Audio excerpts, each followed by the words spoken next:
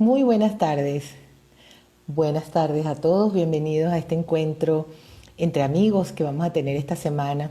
A propósito de que el lunes se celebró el Día Internacional de la Educación.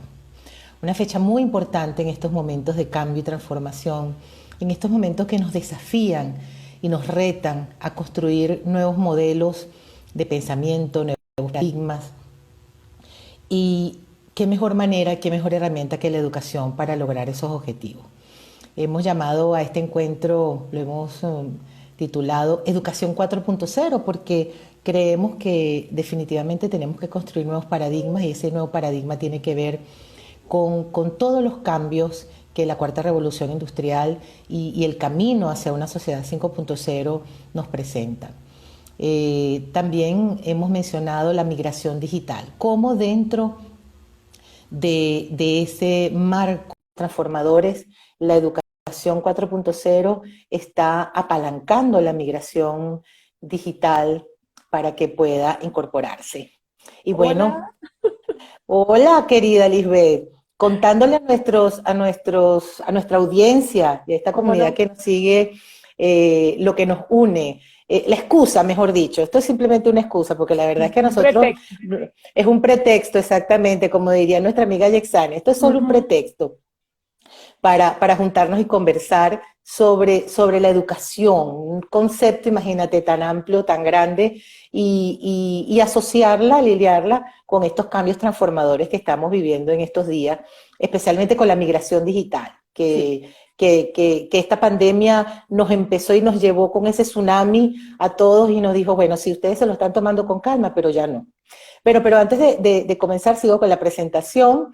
Hoy nos van a acompañar dos grandes amigos, talentosos profesionales, por supuesto del sector educativo, porque aquí pues vamos a conversar con gente que domina el tema. gracias. Y te voy a presentar, ya que eres la primera que se incorpora antes Bueno, de que se una nuestro amigo William, bueno, ese es su nombre artístico, Alirio González.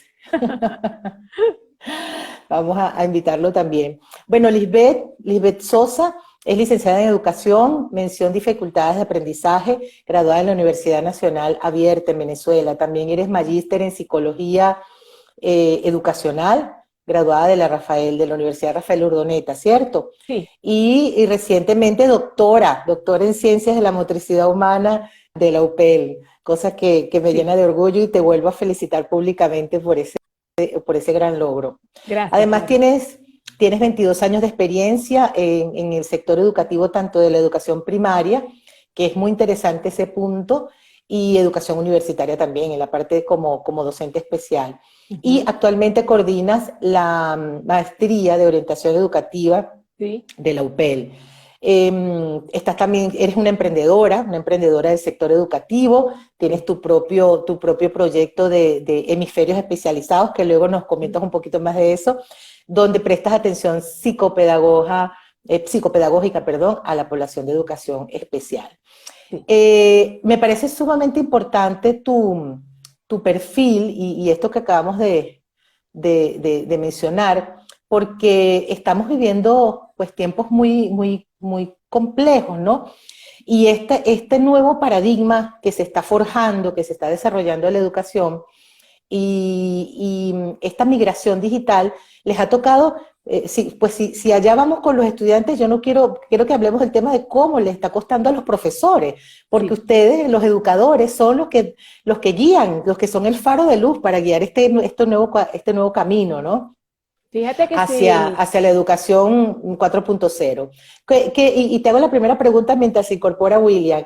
Bueno, ¿Cómo ha sido para ti específicamente el reto? Porque has sido por mucho tiempo docente de sector educativo primaria como universitario, digamos, llamémoslo del modelo tradicional, sí. y también ahora te ha tocado vivir la migración en la universidad, me contabas eso también, Sí. la migración de todo este modelo de metodología e-learning.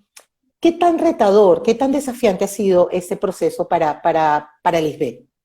Bueno, Florinda, inicialmente, pues agradecerte con la invitación para esta razón única de este mes, ¿verdad?, de la educación. en especial esta semana, ¿sí? Que con esta pues cerramos un poco de mencionar, darle un puesto único, ¿no? Al tema de la educación. Todo este proceso de inicio requiere una capacitación. Ya se acerca el amigo. Sí, disculpa, Lisbeth, No te pero preocupes. vamos a darle la bienvenida Claro que sí. a Lirio González, el teacher William. Después vamos a contar por qué te dicen el teacher William. Y Claro, bueno, bienvenido. Vamos a darle el espacio para que siga Lisbeth pues dando su primera respuesta. Gracias por estar aquí, William. a la orden, siempre. Bienvenido, William. Gracias, gracias. Lo primero que ocurrió, o sea, en ese momento donde efectivamente ya el encuentro iba a ser virtual, fue pensar en la capacitación, ¿verdad? Y es una realidad. Fíjate que tuve la fortuna de poderme encontrar con una querida profesora del estado Zulia. Tiene también su emprendimiento, se llama Global Educa, valga el recordatorio para la profesora Zuleima Corredor. Estos espacios son para eso, justamente. Sí, mira, Zuleima me regaló, nos hizo un curso a una cantidad de profesores bajo un perfil específico y por allí comenzó el reto, ¿sí? Totalmente el camino ha sido de formación, como te insisto, Flori, en el sentido de que nada va a superar ese encuentro humano, ¿verdad? Esa interrelación persona a persona. Y hay personas que ya estaban trabajando mucho antes, esto lo de la virtualidad, y por supuesto se hizo más fácil, pero desde mi experiencia personal comprendí que tenía que capacitar.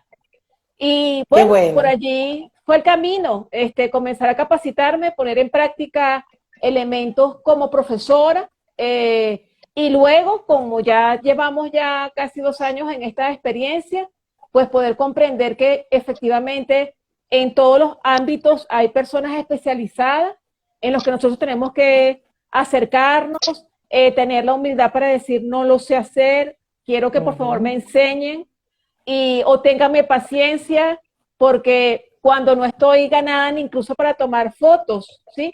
Esto de la selfie, ¿no? De estas cosas tan comunes para los muchachos. Tan aparentemente sencillo, ¿no? Fíjate que Pero, acá me mencionaron, tómate una selfie, pero sí una simple selfie, pero no, explícame cómo lo hago.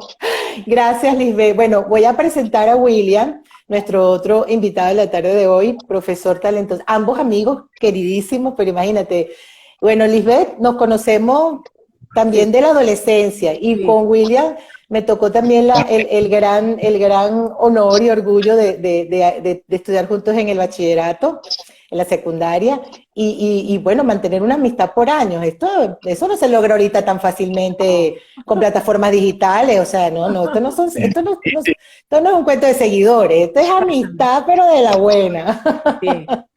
Igual que como muchos de los que nos están acompañando en este momento, Jenny D'Annunzio desde Miami, Yesandra Escobar desde Perú.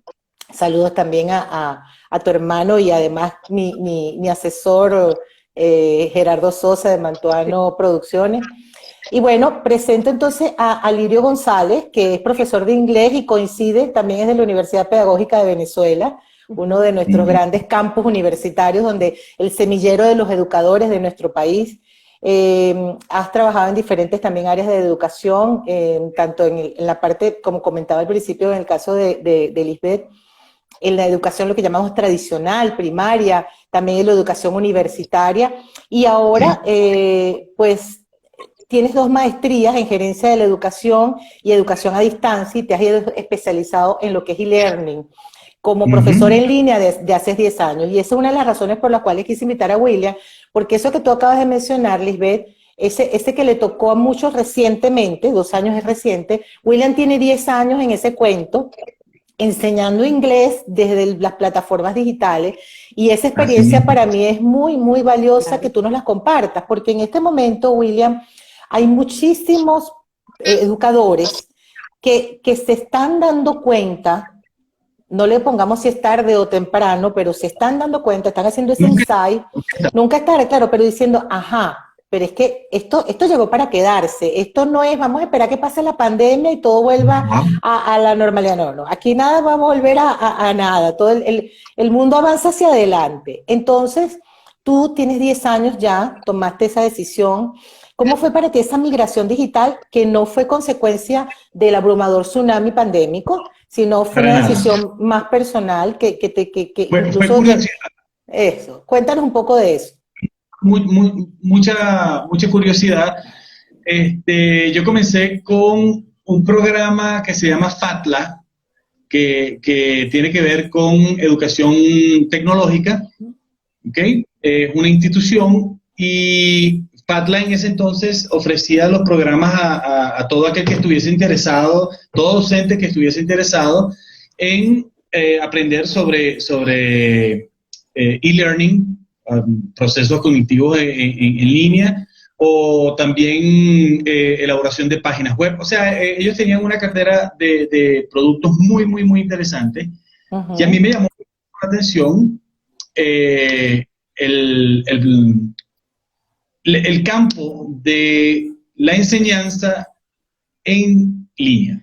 Y de verdad que gracias a esa curiosidad hice todos los módulos de e-learning y a través de e-learning también de FATLA, y a través de FATLA también pude hacer una maestría, porque ellos llegaron a un acuerdo con la Universidad de Curazao y por supuesto para mí fue muy gratificante trabajar en línea. Yo trabajaba de manera presencial con adolescentes y con adultos jóvenes en la universidad. Y poder utilizar todas esas técnicas, todas esas ideas nuevas y fresquecitas con muchachos que estaban comenzando a utilizar los teléfonos, para mí fue muy innovador y de muchísima satisfacción, por supuesto. Pero me ayudó a mí de manera personal a darme cuenta que todo eso de lo que hablaban de la educación virtual era el futuro, no era el futuro, ya estaba entre nosotros. Ya la educación virtual estaba entre nosotros y por supuesto era importantísimo para mí mantenerme a la vanguardia de ese futuro ya presente. Hay dos elementos comunes que puedo observar en estas dos historias de estos dos grandes educadores y que me parece que pueden servir de ejemplo, ¿no? A los que nos están escuchando y los que nos escuchen luego cuando vean la grabación. Aprender, desaprender y reaprender. Esa frase está como de moda, pero el ejemplo de eso son ustedes, ¿no? Y creo que además los podemos proyectar para otros sectores también profesionales dentro de esa calificación que ahora creo que estamos todos, nosotros los que estamos aquí, de los seniors. Todas las profesiones, pero especialmente los educadores, requieren que no importa la edad que tú tengas, estés abierto al aprendizaje continuo y a desaprender, porque aprender nuevas metodologías como esta requirió que ustedes desaprendieran cosas, que sí, ciertos paradigmas y ciertos modelos eran, bueno, ya esto no me funciona, ahora ¿cómo puedo reaprender? Y el otro punto que me parece sumamente importante es vencer los miedos. Vencer el miedo, que creo que es lo que más puede apabullar en un momento dado, sobre todo a las personas que ya somos adultos, maduros, que aparentamos una seguridad, o que creemos que tenemos una cierta seguridad y de repente darnos cuenta que tenemos que empezar en un nuevo espacio, aprender algo nuevo, algo diferente. Eso siempre nos da temor. ¿Cómo abordaron ustedes, cómo están abordando ustedes, porque volvemos a lo mismo, un aprendizaje continuo, esta perspectiva del aprendizaje, el reaprender y cómo superar ese temor a no saber, y no sé si el temor es a lo ridículo o al que me digan, imagínate tú, el profesor o la doctorísima, ¿cómo le va a decir la doctorísima a la que yo no sé eso? ¿Cómo abordan ustedes? Lisbeth, y luego me contesta William. Sí, claro. Fíjate que una de las, insisto en eso tan importante que es el aprender, el desaprender y reaprender, es que definitivamente todo proceso de aprendizaje va a generar en nosotros miedo. ¿Qué ocurre? Que por algunas características de cada uno de nosotros tenemos, si se puede decir, unos talentos. Y la clase de Lisbeth en presencial, sobre todo ya en la universidad, siempre va a tener, bueno, espero que vuelva, ¿no? En algún momento ese espacio más frecuente, ese componente anecdótico, ¿no? De ese componente de algún libro de desarrollo humano, de crecimiento personal, algún comentario, ¿sí? Por allí yo generaba conversaciones en directo con mis muchachos y salían temas de la nada, ¿verdad? Que se gestaban dentro del momento de clase con los muchachos en la universidad. Cuando me corresponde comprender, viví como un duelo, si se puede decir así como emocionalmente. Entender que primero, fíjate que era tal la resistencia y ya tengo ya por lo menos 14 años en la universidad, 15 años en la universidad, pero yo siempre cuidaba mucho mi vida personal con la vida laboral. Y casi no tenía contactos de formar grupos, ¿verdad? De WhatsApp. Yo no estaba ganada para eso. Por temores, ideas cerradas, son épocas. Y verme hoy ubicando los teléfonos, agregándolos en mi directorio, conformando el grupo, dándoles la bienvenida, diciéndole, muchachos, por acá no les voy a dar clase, nos vamos a encontrar por un salón virtual, pero viva este espacio para la convocatoria y el encuentro. Y entender que esa va a ser la manera de acercarme, pues yo tuve que aprender. Eso yo lo reconozco. O sea, cuando había una resistencia, si me quieres, las asesorías en persona. Yo no voy a estar asesorando a la gente por los pasillos. Usted tiene una hora de clase específica, yo voy a estar aquí y listo, ¿verdad? Cortante la mujer. Pero en esta nueva realidad, por supuesto también existen horarios, pero la misma universidad, y te lo comentaba Flori hace unas semanas atrás, mi universidad, que yo pensaba que no, me dio la gran lección cuando emite la resolución y dice, todas las vías son posibles para educar. No tenía excusas. La universidad me lo dijo. Usted va a presentar su tesis doctoral desde la virtualidad. Usted se va a equiparar, o sea... Me quiero quedar con esa frase, además que poderosa y de la universidad. Todas las vías son posibles, Sí. son viables para la educación, porque creo que es un elemento muy importante en un tema que quiero que lo desarrollemos un poquito más adelante de, bueno, ¿cuál es ese nuevo modelo educativo entonces? ¿Cuáles son las nuevas cosas que tenemos que aprender?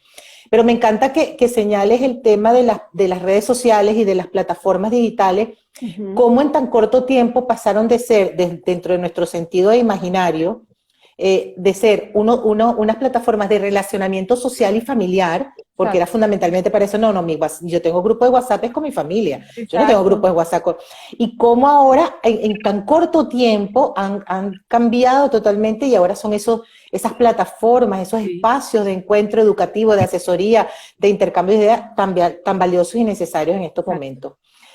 Cuéntanos tu perspectiva, William, ¿cómo ha sido para ti y este proceso?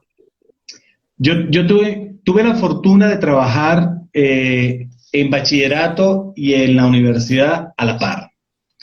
De alguna manera me empapaba en todos los avances tecnológicos que había y que utilizaban los jóvenes porque me enteraba a través de mis muchachos en bachillerato.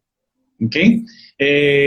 Además de eso daba los últimos 2 años, cuarto o quinto año de bachillerato, donde a pesar de que los muchachos son un poquito más rebeldes, más independientes, logré una empatía muy aceptable con mis muchachos gracias al uso de la tecnología en el aula.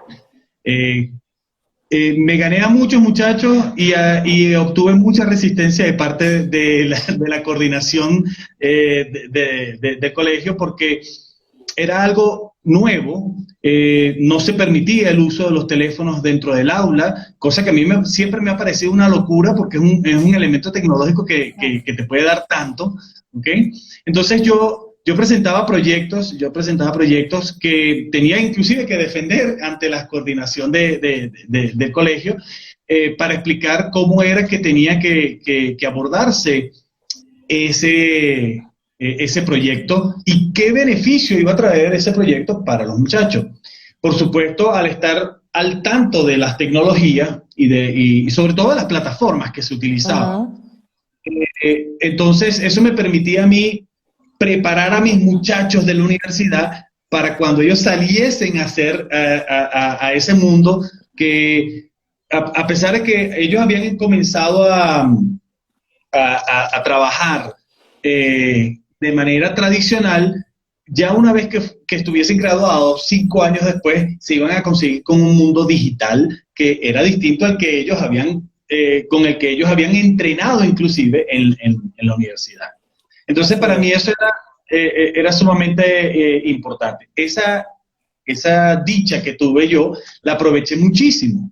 Y llevé proyectos digitales a mis muchachos de bachillerato, que a pesar que ya muchos ya tienen casi 40 años, siguen siendo mis muchachos. Me encanta cómo suena eso, mis muchachos. Sí, de verdad que sí. Y cada vez que los veo en las redes sociales o cada vez que los veo, por ejemplo, tengo muchos alumnos en LinkedIn, que es una red profesional para mí. O sea, yo me lleno de orgullo ver que fulano de tal está trabajando con esta o tal compañía. Entonces, por cierto, me pasó algo súper cómico.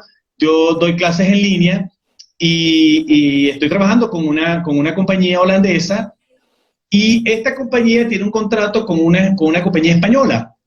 Bueno, resulta ser que en LinkedIn me entero que uno de mis exalumnos de bachillerato está trabajando en esa compañía española, y yo le comento, mira, yo le estoy dando clase a algunos de tus compañeros de trabajo allá en la compañía. Teacher, porque todos me siguen llamando teacher, teacher. ¡Qué chévere! Ese tipo de cosas. Y además le dice teacher William, porque viviste mucho tiempo en Inglaterra, y allá tú te llamas Alirio Guillermo. Entonces este es el chisme aquí para que todos se enteren ya. Él se llama Alirio Guillermo, y en Inglaterra Guillermo es William, y te decían William, como el príncipe.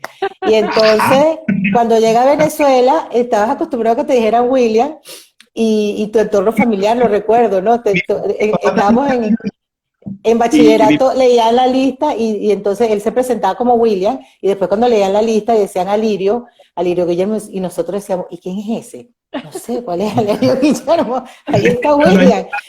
No llegado, decía yo. No llegó, pero te quedó ese apodo del teacher William. Me parece entonces bien interesante algo que tú estás mencionando, William, que es el tema del aprendizaje compartido.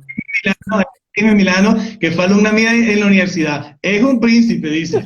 Ah, es un príncipe. Mira, bueno, ahí están sus invitados también diciendo que tienes tus fans. Mira qué pequeño es el mundo. Ismeli Milano es alumna en este momento de de la promoción de este año 2022 de la maestría en orientación educativa. Cuando Ismeli me da la invitación, yo le digo, por favor, ojalá apúntate. Y dice, profe, qué bien, mire, ese es mi profesor, mi padrino de promoción. Y yo digo, es el momento para que nos encontremos, porque yo a Ismeli no la conozco físicamente, me explico. Ismeli está ahorita viviendo en Ecuador, lo está cursando nuestra maestría. Entonces, ese mundo de que las distancias efectivamente no existen, o sea, y es hermoso. Ya no existe. Es que justamente, y por eso me encantan estos live, cada vez que los hago con diferentes temas, suceden estas diosidencias hermosas, maravillosas, que reiteran que aunque todavía hay muchos temores, mucho desconocimiento, muchas brechas, muchas desigualdades con el tema de la tecnología, yo estoy absolutamente convencida, y es lo que me hace estar enamorada de este proceso que estamos viviendo, este proceso histórico de cambio y transformación, que la tecnología también nos puede hacer mucho más humanos. Si la tecnología la enfocamos con nuestro aspecto emocional, podemos hacer que pasen estas maravillas, ¿no? Que personas que estamos además en 3 países, nosotros los que estamos participando en el encuentro, en el conversatorio, pero de aquí hay varios países, pero yo estoy en Brasil, Lisbeth está en Venezuela, William está en Colombia, tienen una alumna en común que está en Ecuador, y tenemos la oportunidad de conversar en tiempo real y de intercambiar y de mantener ese otro elemento que quiero subrayar y rescatar, que es el aprendizaje compartido.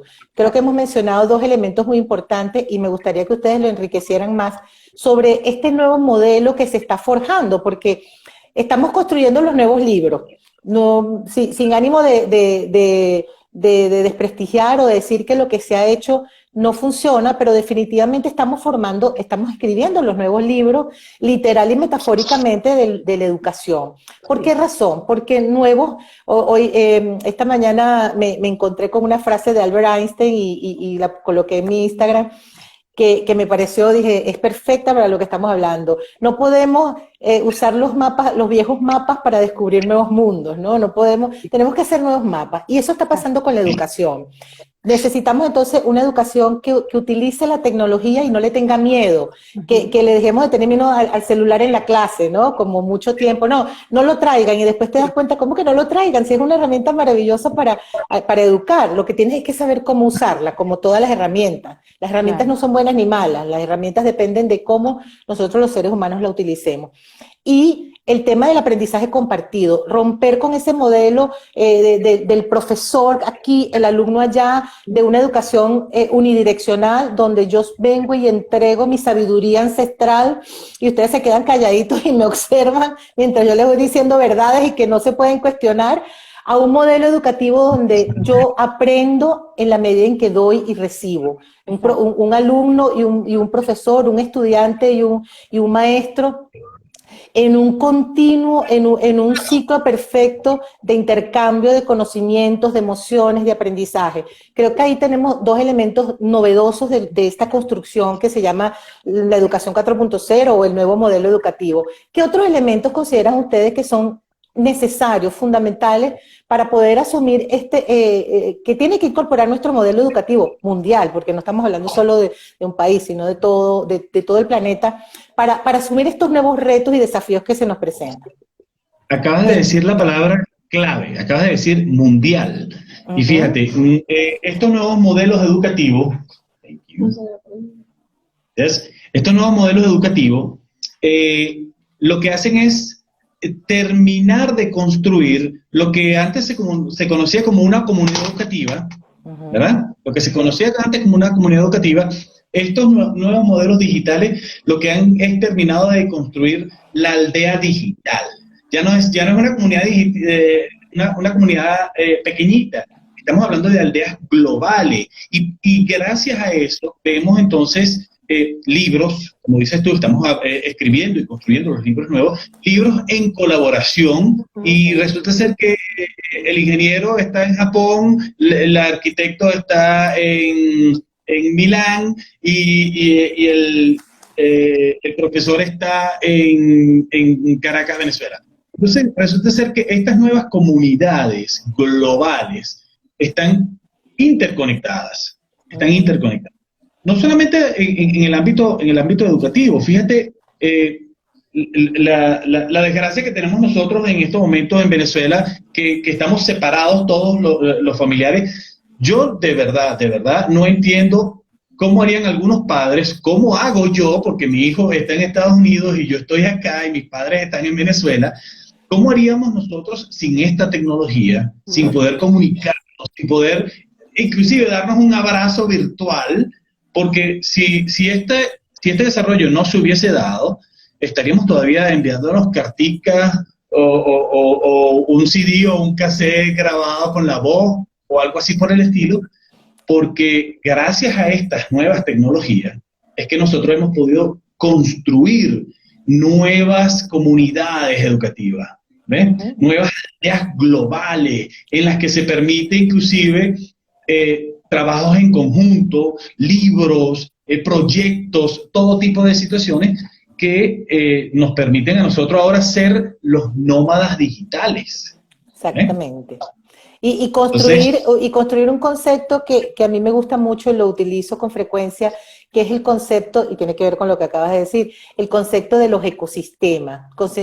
Entender que pareciera que ahora está de moda lo vintage, pero creo que es muy importante que nosotros rescatemos palabras que van a subrayar este nuevo enfoque. Y eso que tú hablas de la comunidad es que entender que somos un ecosistema global.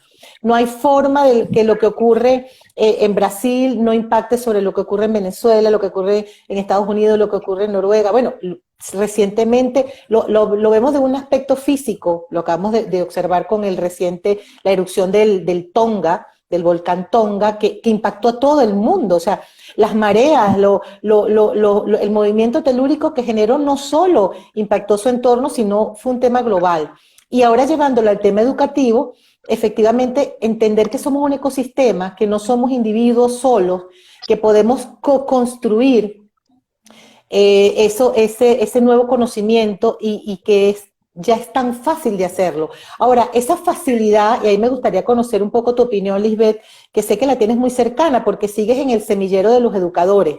Hay unas nuevas generaciones que son ya sea los migrantes digitales, los nómadas digitales, como los menciona William, como los que nacieron, ¿no? Los que son, que nacieron con la tecnología, que se están incorporando al uso y sacarle el provecho a estas tecnologías. Pero me gustaría también que nos dijera, recientemente pasó algo y no lo quiero dejar pasar, vimos las noticias, sobre todo en Venezuela, de profesores que no pueden acceder, que están pasando momentos muy precarios. Y aunque Venezuela tiene unas características muy particulares, esa precariedad de ciertos profesores ya jubilados o ciertos educadores ya mayores, no está pasando solo en Venezuela. Lo que pasa es que los casos en otros países hay unos contextos, unos marcos legales que les permiten una mejor calidad de vida a esas personas, a esos educadores que ya están como de retirada. Pero la verdad es que todavía vemos personas de 60 años que tienen mucho que dar, sobre todo con estos espacios digitales, que justamente están en el momento más productivo intelectualmente de su vida. Yo toda la vida he estado en contra de esas jubilaciones de 60 años, 50 años, y tú dices, estás como loco. Si una persona de 60 años está en un momento filosóficamente hablando de una profundidad y una madurez donde puedes aportar tanto en la construcción de contenido, en la construcción de nuevas visiones. ¿Y qué está sucediendo? Que tenemos una serie de personas que no pueden acceder a estas tecnologías y se están quedando atrás. ¿Cómo lo estás mirando? ¿Cómo lo ves tú desde la universidad? ¿Qué se están planteando desde ese punto de vista? Una de mis jefes, porque bueno, tengo varios, tiene 70 años de edad. Y es una señora que, pues, es incansable. O sea, me puede llamar un domingo y decirme, Lisbeth, este año me ha agarrado un poco lente. Yo, Dios mío, profesora. O sea, yo admiro, o sea, ella sí, ya contarme su edad, pero para mí es un símbolo de demasiado respeto y de honra reconocer que una persona tiene tanto deseo de seguir pues en los espacios educativos, con apertura al aspecto digital y con la también disposición de decir, por favor, ayúdenme que esto no lo manejo, ¿sí? ¿En qué se está quedando? Cuando haces relación, y quiero resaltar con la pregunta anterior, no olvidar que sigue siendo vigente los 4 pilares de la educación, ¿verdad? Yo no puedo desde cualquier plataforma, pues, olvidar el ser, ¿sí? Olvidar el hacer, el conocer y el convivir. Sé que esa casa de la educación tiene más pilares, pero creo que estos 4 siguen estando en vigencia con Delors, son más vigentes que nunca. Pensando en esta educación sostenible, ¿de acuerdo? En la que estamos todos allí, de alguna manera, dando una respuesta. ¿Qué ocurre? Y es lo que tú me dices en este momento, que la población menos favorecida económicamente es la que no tiene el acceso ideal a tener todos el mismo derecho a ser evaluados o a impartir la clase de la misma manera. Entonces, allí es donde yo percibo que educativamente el mismo sistema político, el régimen que nosotros vivimos, por supuesto, no apuesta por la educación ni pública, porque tú tienes resultados.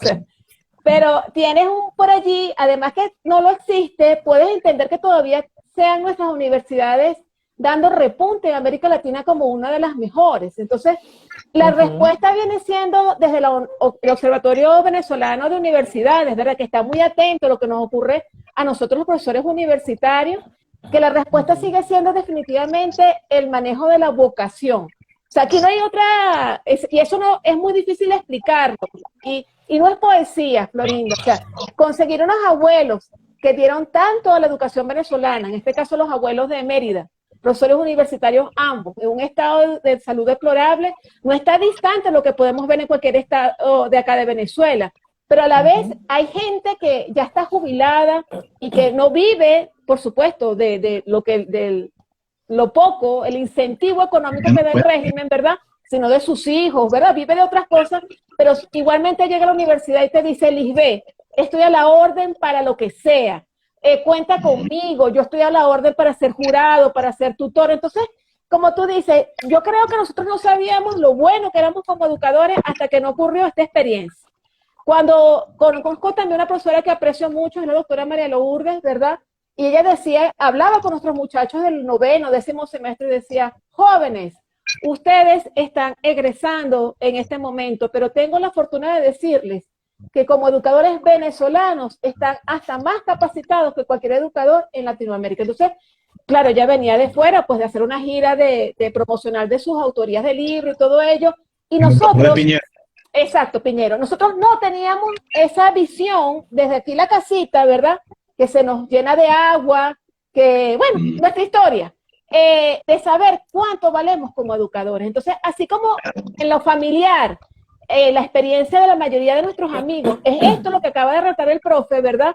Un hijo en el exterior, unos padres en el exterior, o sea, todo este desmembrar, también yo lo veo desde el otro lado, en la óptica educativa, es poderme reconocer como maestro y poder entender que si tiene el título de mi universidad, tiene más precio o más valor ese título que te están dando como educador. Entonces, yo creo que son los contrastes que tiene la educación o esta realidad 4.0, que como no olvida ese líder que nosotros estamos estando y formando a los educadores, un muchacho con criterio, un muchacho que va a leer, un muchacho que requiere profesores que no sabemos todo, por supuesto, jamás. Yo creo que nosotros no tenemos ese eslogan en nuestra...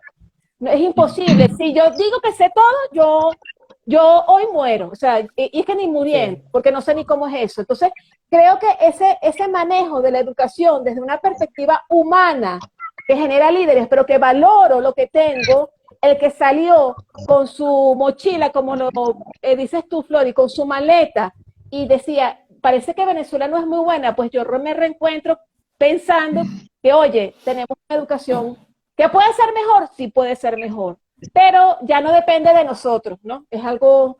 Pero aquí abajo te seguimos poniendo corazón.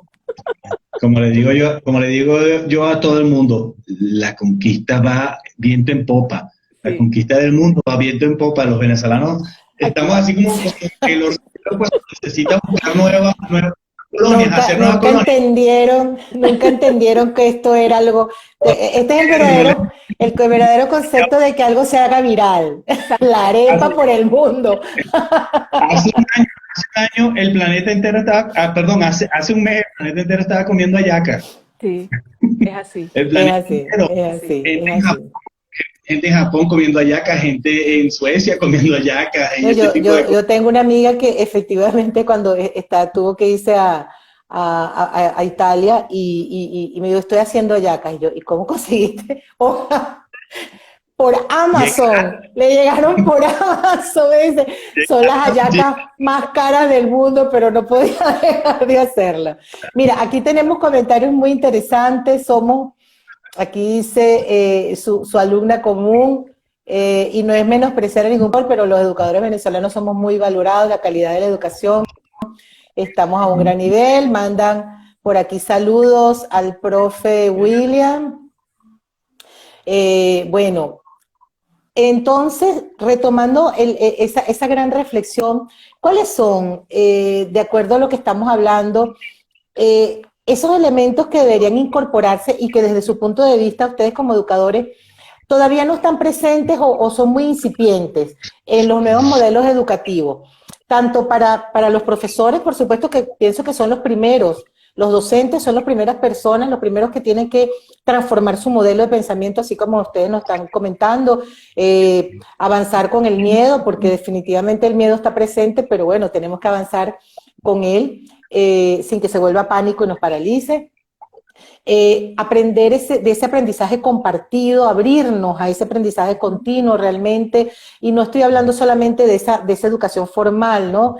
Bueno, hice un pregrado, voy a hacer una maestría, sino incluso abrirnos a estos nuevos modelos educativos que son más rápidos, cursos, actualizaciones, en fin, que realmente es lo que nos permite que pueda hacerse más rápido, porque a veces no todo el mundo tiene para hacer una carrera de 4 o 5 años y esperar a que entonces, incluso en esta rapidez del mundo, esos 4 o 5 años, lo que empecé un día aprendiendo, ya a los 4 o 5 años ya no es, ¿no? Sobre todo en temas tecnológicos. De 4 o 5 años no son una base. No, y yo creo que eso lo estábamos cuestionando una vez en una conferencia que tuve con la Universidad de Medellín, y yo, mi punto de vista, ¿no? No soy educadora, pero bueno, pertenezco a este mundo de la educación organizacional, y yo decía que creo que vamos a ver universidades un poco más a la carta, diciendo, bueno, yo necesito mezclar cosas, porque esa carrera que tú me diseñaste hace 10 o 20 años ya no me sirve, las nuevas profesiones, las nuevas carreras que está necesitando el planeta. Por ejemplo, hace poco estaba viendo un programa donde estaban hablando de la fitominería. O sea, imagínense, ¿qué es la fitominería? Y yo me quedé enganchada y dije, ¿qué es esto de la fitominería? O sea, están biólogos especializados en plantas, que es fito, pero entonces están también que se tienen que preparar en la parte minera, porque están descubriendo que las plantas absorben minerales. Y entonces hay unas cantidades de minerales que se llaman tierras raras, que son las que se utilizan para hacer computadoras, para hacer teléfonos celulares, como el litio y como otras tierras raras, están en las plantas. Entonces están buscando la manera de sacar esos minerales, esas tierras raras de las plantas, y no tener que excavar y dañar el ecosistema. Entonces imagínate, fitominería. O sea, ¿qué tiene que estudiar alguien para volverse fitominero, por ejemplo?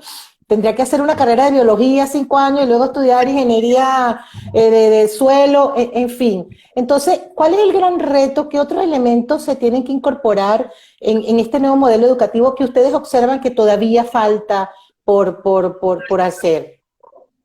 Yo pienso, Fíjate, no, por favor, sí. yo pienso que no hay que tener miedo a la crítica, al cambio. O sea, yo planteo una propuesta evaluativa y si alguien me dice, profesora, a mí me parece que, o sea, necesito tener la apertura a escuchar la necesidad del otro.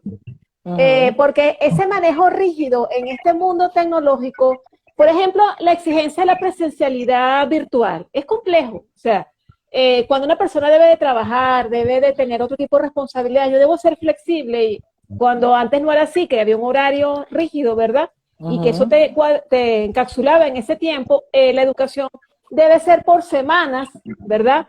Por un periodo de tiempo te doy una fecha que te va a permitir para organizarte, pero no es que si no entregas ese día tú estás aplazado. Yo creo que esa visión de mundo eso era mucho de nuestra época, ¿no? No lo entregué la fecha, no lo entregué en las normas que era. Yo creo que hay disculpa que ser flexible. que te interrumpa, Lisbeth. Eso que estás mencionando suena muy bien. Un modelo de evaluación, si cabe la palabra, menos rígido, una educación más,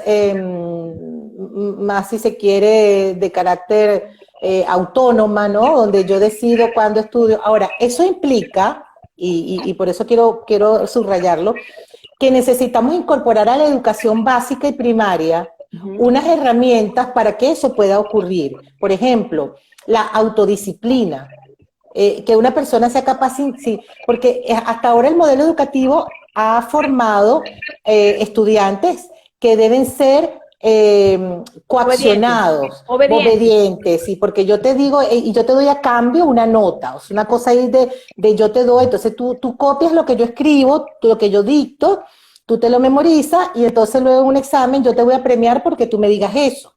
Entonces, ¿qué está pasando? Que llegas a los nuevos modelos universitarios online y la gente que fue formada con eso, de repente se encuentra con que, bueno, señores, ahí está la plataforma de Classroom, ahí están los objetivos que tienen que leer, cualquier cosita me avisan, el profesor está allí como una especie de fantasma que uno no... Ajá, sí, pero o sea, no está... Aquí estoy, cuando ustedes quieran me escriben, si no entienden algo me lo dicen, entonces yo tengo que ir y tener toda una disciplina diferente de estudio, de autoaprendizaje, de dedicación. O sea, hay unos elementos soft además de los elementos hard, de esa tecnología que tienen que aprender nuestros jóvenes, nuestros niños, pero también tenemos que incorporarle unas nuevas maneras de confrontar el estudio y una nueva manera de aprender, y ya más crítica, más autosuficiente. ¿Eso cómo se incorpora a la educación? Esa es la pregunta, ¿cuál es el gran reto, no? Practicándolo. Fíjate, practicándolo mucho. Fíjate un ejemplo bien claro. Yo no quiero decir que yo estaba un poco más adelantado, pero o sea, no es que estaba adelantado, es que había empezado un poquito antes. Claro, sí. Había empezado un poquito antes. Y yo incorporaba las inteligencias múltiples dentro de mis procesos de evaluativo. ¿Por qué? Porque yo no quería ser tan rígido. Hablando de eso que tiene que cambiar, como dice la profesora IP, la asincronía, o sea, no es que tienes que estar presencial virtualmente. Tú no puedes obligar a un muchacho a estar sentado frente a la cámara a las 7 de la mañana porque no funciona. Pero de manera asincrónica él puede más adelante ponerse al día con ese material. Fíjate, yo incorporaba las inteligencias múltiples a mis evaluaciones, porque yo siempre he pensado que todos aprendemos o a un ritmo distinto o de una manera distinta. ¿Ven? Entonces, si yo hacía una evaluación, yo le decía a mis muchachos, sobre todo los de bachillerato, yo les decía, ok, señores, el objetivo es construir un diálogo. Pero como no todo el mundo sabe escribir bonito, hay algunos que que les gusta hablar, hay unos que les gusta actuar, hay algunos que les gusta cantar. Tienen estas 4 opciones para presentar la evaluación. O me presentan una canción, o me presentan un diálogo o un video conversado, o me presentan un diálogo en formato audio, o me lo hacen escrito. Entonces, eso le daba apertura a los muchachos a escoger cuál era el formato. El objetivo seguía siendo el mismo para mí. Claro. Yo simplemente iba a disfrutar los resultados en el proceso de evaluación, ¿okay? Y por supuesto, eso le iba a dar a ellos la capacidad de adaptar su potencial para obtener un mejor resultado. ¿Okay? ¿Es así? Tú estás mencionando algo que bueno, ya Howard Gardner lo hablaba en los años 70, que es el papá de las inteligencias múltiples, pero que hasta ahora es que lo estamos terminando como de profundizar y de comprender el tema de esas inteligencias múltiples, de los ritmos de cada quien para el aprendizaje, y eso entonces le resta importancia al contenido, porque volvemos a un punto inicial, el contenido de toda la información que en este momento está en el mundo se está replanteando en tiempo real. O sea, hoy en día te decían una cosa, una información, y la física, por ejemplo, se está replanteando nuevos descubrimientos, la matemática, la biología, cada día nos sorprende con nuevos descubrimientos. Entonces, más que concentrarnos hablamos de 11 dimensiones. Ya no hablamos de 3, 4 dimensiones, hablamos de 11 dimensiones. Sí, y las diferentes teorías que están de alguna forma transformando el mundo en tiempo real. Ahora, para eso entonces tenemos que concentrarnos más en unos elementos importantes que son el elemento humano, desde mi punto de vista, que es esa inteligencia emocional y social que hemos estado conversando, porque este mundo tan rápido, tan dinámico, y donde la tecnología avanza de manera avasallante, requiere de seres humanos cada vez más conectados con esa emocionalidad y conectados con los otros. No podemos volvernos individualizar nuestros procesos, sino al contrario, unirnos más como humanidad y entender el ecosistema. Y también tal vez creo yo que el tema de la investigación, que creo que se relegó mucho a niveles ya académicos universitarios, cuando eso debería estar en los semilleros escolares. O sea, cómo enseñar que nuestros niños se vuelvan investigadores, aventureros, descubridores de mundos, descubridores de todo. Si no hay que empezarse a enseñar como desde muy jovencito, ¿sí? La pasión por la lectura, Florín. O sea, lo básico desde la educación inicial, desde pequeñitos, 2 años. El manejo de tener textos, y que sabes que también hay toda una corriente pues en contra de este manejo excesivo de tecnología para los niños en esta primera etapa de su vida, que está afectando. A mí me ocupa mucho eso, el aspecto también de la fisionomía del cuerpo humano, ¿no? Ujú. Unas personas muy jóvenes y con una columna vertebral totalmente dislocada por la forma como están ubicados para Sí, sentarse en cualquier espacio. Entonces también necesitamos mucha educación desde la corporeidad para poder entender que la tecnología, si yo no tengo unos movimientos si no me siento de una manera, pues yo a la larga también me enfermo.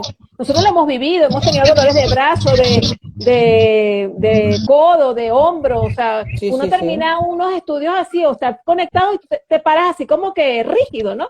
Entonces creo que la pasión por la lectura, esa palabra tan sabrosa como decir vamos a cantar, y entonces si yo consigo ese video, o ven que yo estoy, ya tengo un tiempo en la escuela primaria, y yo no era que como que muy rígida, pero hay muchachos jóvenes que a veces tienen a veces más resistencia mental que uno que es más adulto, ¿no? Que es mayor, y yo les puedo ponérsela muy más flexible, y ellos quieren complicar la situación, ellos pueden decir, no, profesora, pero eso es tan fácil, bueno, demuéstramelo, como lo decía el profe.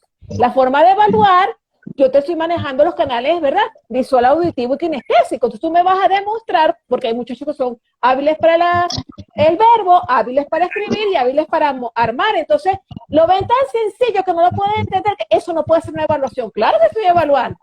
¿Dónde está, Sí, creo claro, porque yo, estamos con generaciones de transición, con eso? generaciones que tienen Y no te unos creas que, paradigmas modelados y entonces tú estás tratando y bueno, las generaciones sándwich siempre tienen problemas. exacto, y el problema que tenemos nosotros en este caso, percibo yo acá, en nuestra aquí ahora en Venezuela, es un problema de acceso a la tecnología, de adquisición del producto y del manejo de ese producto. O sea, no quiero Sí. decir que no haya Ojo, negativa, la mayoría de eh, los muchachos, porque él no se puede conectar, porque me va a decir, Flori, y brevemente, profe, yo no tengo internet. ¿Sí? sí, sí, sí, sí. Y quiero resaltar eso. Por acá nuestra amiga Jenny D'Annunzio dice, el nuevo mundo está muy lejos de esa antigua forma de estudio, totalmente. Esos modelos ya, y justamente parte de esta reflexión, porque eh, esa, esa, ese día de la educación, ese día internacional, justamente su gran lema es el cambio, ¿no? Cómo enfrentar estos tiempos de cambio y es necesario estos espacios reflexivos, incluso para no coincidir, porque tenemos también que buscar los espacios de contradicción, de Claro, claro. contraste. Ujú. Obviamente la tecnología tenemos que buscar esos nuevos espacios. Hay cambios fisiológicos, nos lo comenta aquí también nuestra amiga, las nuevas generaciones vienen preparados para que esa columna no les duela o se van a preparar para ello. Estamos viendo cambios fisiológicos, cambios Sí. neurológicos. Yo les voy a decir, por ejemplo, una anécdota personal. Yo hago yoga y esta semana estábamos haciendo un trabajo de yoga que parecía muy sencillo, era agarrar una cuerda, ¿no? Una cinta con el pie.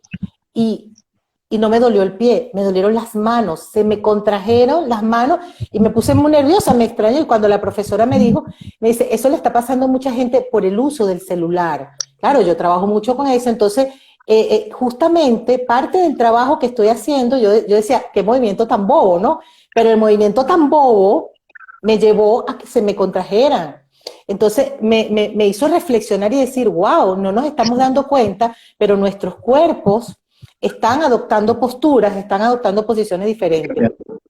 Eso creo que es importante también tomarlo muy en cuenta. No podemos irnos a los extremos, total, absoluta tecnología. Tenemos que llevar a nuestros niños afuera en la medida que lo podamos hacer, sacarlos, caminar sobre la grama descalzo, retomar esa conexión con el mundo. Bueno, Sí, William, sí, sí. no te dejamos aquí conversar, Dios mío. No, no, no, hay un punto interesante que tú mencionabas. O sea, ¿qué necesitamos? ¿A dónde tenemos que mirar con la educación 4.0? Y es tan sencillo como que tenemos que mirar a esa nueva revolución, ¿ok? Esa educación 4.0 para poder ir a la par de eso, tenemos que ver la industria, el proceso evolutivo de la industria. Fíjate lo siguiente, estamos en las puertas de un gran cambio en cuanto a los programas sociales, a los medios sociales. Estamos a un empujoncito de entrar a Meta, ¿ok? Uh -huh. Eh, ya Facebook cambió, ya no se llama Facebook, ya pasó a ser Meta, y Meta es simplemente pasar a un mundo virtual. Nosotros posiblemente nos adelantamos un poquito a eso cuando trabajamos con un programa llamado Second Life, que te permitía crear un avatar y entrar. Todavía existe. Quise revisarlo cuando Meta anunció su lanzamiento, y quise revisar si mi avatar de Second Life todavía seguía vivo en ese mundo, y sigue corriendo. Los programas de Second Life siguen corriendo. Entonces, estamos a la vuelta de, por ejemplo, el uso de los visores en procesos educativos. ¿Ok? Si antes los colegios no querían que los muchachos usaran los teléfonos, imagínate ahora que van a usar el teléfono en la cara, ¿ok?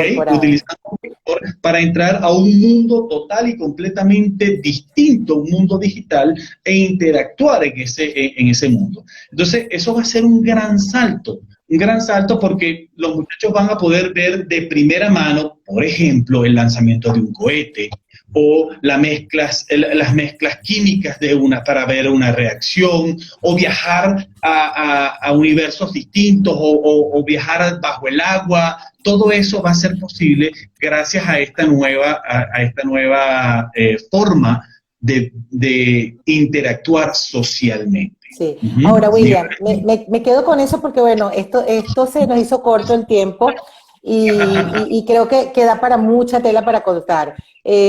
Todo eso que mencionas está pasando, está ocurriendo en tiempo real, pero también no podemos dejar a un lado algo muy importante, que son las grandes brechas y desigualdades, que lo mencionaba Lisbeth hace rato cuando hablaba de Venezuela, pero es que no es solo Venezuela. En la India se está viendo también ese fenómeno, en Estados Unidos también está viendo ese fenómeno. Yo tengo clientes y tengo proyectos que manejo en Estados Unidos, y también hay comunidades que no tienen tecnología. O sea, entonces estamos viviendo un momento también muy, muy crítico, porque los extremos, ¿no?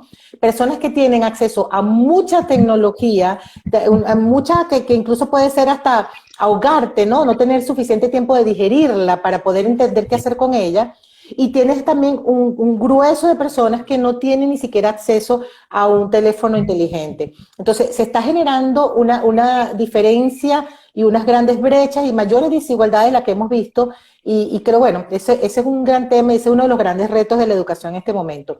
Se nos acabó el tiempo, pero no quiero dejar que se nos vaya un minutico para cerrar con una frase que dejen para esta participación sobre este tema de la educación 4.0, la migración digital y los cambios y los retos y desafíos que estamos viviendo de cada uno de ustedes, y muy agradecida que nos hayan acompañado. Para mí en equipo está la respuesta. El trabajo en equipo es obligatoria en la educación 4.0. Ya no puedo manejarme desde la individualidad. Sí, eso es muy cierto,